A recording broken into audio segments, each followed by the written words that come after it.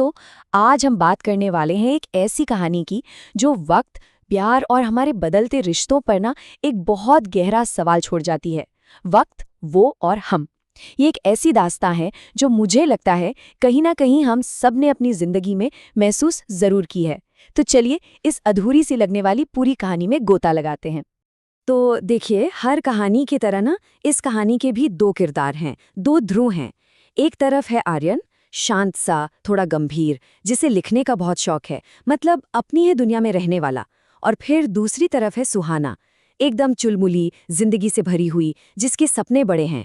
आप सोचिए, दो इतने अलग लोग, कैसे इनकी दुनिया टकराने वाली थी और कैसे इनकी एक कहानी बनने वाली थी। तो कहानी का पहला पड़ाव हमें ले जाता है उनके कॉलेज के दिनों में, और इस चैप्टर का नाम है खामोश मोहब्बत। ये वो वाला प्यार है जो कभी कहा नहीं जाता, सिर्फ महसूस किया जाता है। आर्यन का प्यार ना वो वाला नहीं था जो चिल्ला चिल्ला कर बताया जाए। उसका प्यार तो छोटी छोटी चीज़ों में दिखता था, जैसे लाइब्रेरी में सुहाना के आने से ठीक पहले उसके लिए एक सीट बचाकर रख लेना। अब सुनने में ये बहुत छोटी सी बात लगती है ना? पर ये छोटी छोटी बातें तो बहुत गहरी होती हैं। या फिर मान लीजिए सुहाना बीमार पड़ गई, तो बिना कुछ बोले बस उसके लिए दवाइयां ले आना। ये वो परवाह थी जिसे जताने के लिए शब्दों की जरूरत ही नहीं थी। और हाँ, ये तो भूल ही नहीं सकते, देर देर रात तक जागकर उसके असाइनमेंट पूरे करने में उसकी मदद करना। मतलब आर्यन हर कदम पर एक साये की तरह सुहाना के साथ था।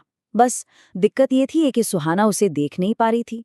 वो उसकी जिंदगी का एक जरूरी हिस्सा तो था, पर शायद सिर्फ एक बेस्ट फ्रेंड की तरह।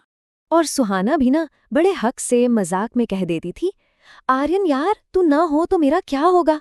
सोचिए, कितना मासूम सा सवाल था ये। पर इस सवाल के पीछे आर्यन के दिल में क्या चल रहा था, इससे वो पूरी तरह अनजान थी। उसके लिए तो आर्यन बस उसका सबसे अच्छा दोस्त था, बस। चलिए अब कहानी के दूसरे हिस्से में चलते हैं, दूरी और एहसास। कहते हैं ना, कभी कभी किसी की असली कीमत उसके दूर जाने के बाद ही समझ आती है। और फिर वही हुआ जो अक्सर होता है। कॉलेज खत्म हो गया, सुहाना को बेंगलोर में एक शानदार नौकरी मिल गई, और अब अलविदा कहने का वक्त आ गया था। शहर बदल रहे थे, जिंदगियां बदल रही थीं, और शायद रिश्ते भी बदलने वाले थे। जाते जाते आर्यन ने सुहाना को एक डायरी दी, और उस डायरी के एकदम आखिरी पन्ने पर बस एक लाइन लिखी थी, खुश रहना चाहे जहां भी रहो। सोचिए, कोई लंबा चौड़ा इजहार नहीं, कोई कस्मे वादे नहीं, बस एक खामोश सी दुआ। अब सुहाना तो चली गई, और उसके जाने के बाद आर्यन ने भी धीरे धीरे खुद को पीछे कर लिया। उसके फोन कॉल्स कम होने लगे, फिर बंद हो गए, और तभी पहली बार सुहाना को एक अजीब से खालीपन ने घेरा। ये वही पल था जब उसे एहसास हुआ कि आर्यन सिर्फ उसका दोस्त नहीं था, वो उसकी आदत बन चुका था, उसकी जरूरत।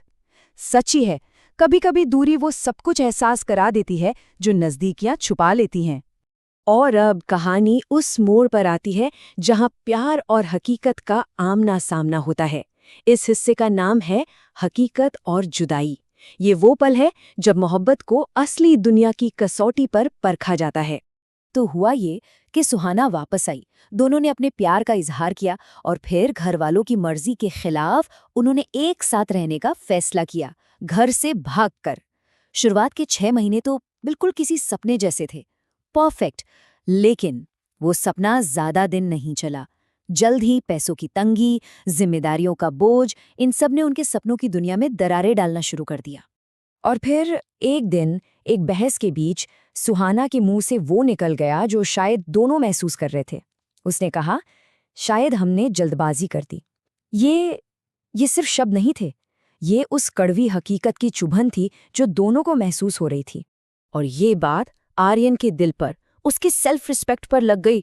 उसने पलटकर पूछा, अच्छा, तुम्हें लगता है मैं तुम्हें खुश नहीं रख पा रहा? बस अब लड़ाई हालात से नहीं थी, अब लड़ाई एक दूसरे से हो गई थी।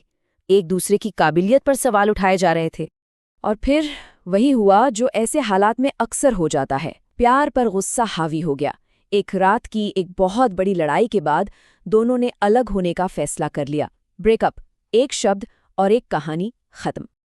लेकिन रुकिए, कहानी यहाँ खत्म नहीं होती, क्योंकि वक्त सब कुछ बदल देता है, जख्म भी भर देता है। तो चलिए 2 साल आगे चलते हैं और देखते हैं कि जिंदगी इन दोनों को कहाँ ले आई है।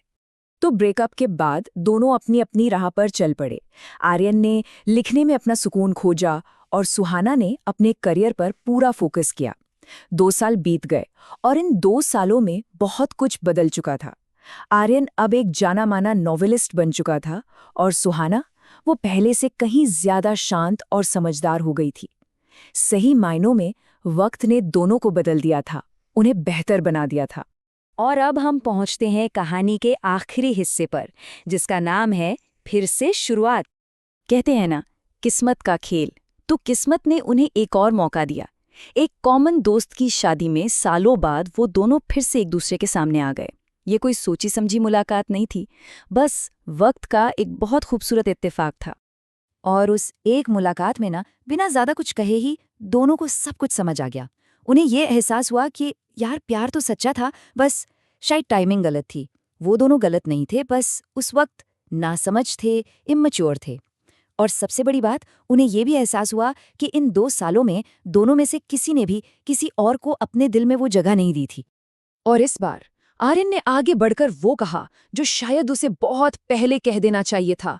उसने कहा, इस बार भागेंगे नहीं, इस बार सबके सामने पूरी जिम्मेदारी से साथ रहेंगे। ये आवाज उस पुराने नासमझ आर्यन की नहीं थी, ये एक बदले हुए, एक मैच्योर आर्यन की आवाज थी। तो आखिर में सवाल बस यही है, क्या वक्त प्यार को तोड़ता है या फिर उसे और पकने और मजबूत होने का मौका देता है? आर्यन और सुहाना की कहानी को देखें तो यही लगता है कि सच्चा प्यार शायद वक्त के साथ और भी ज्यादा निखर जाता है। क्या ख्याल है? इस पर सोचिएगा जरूर।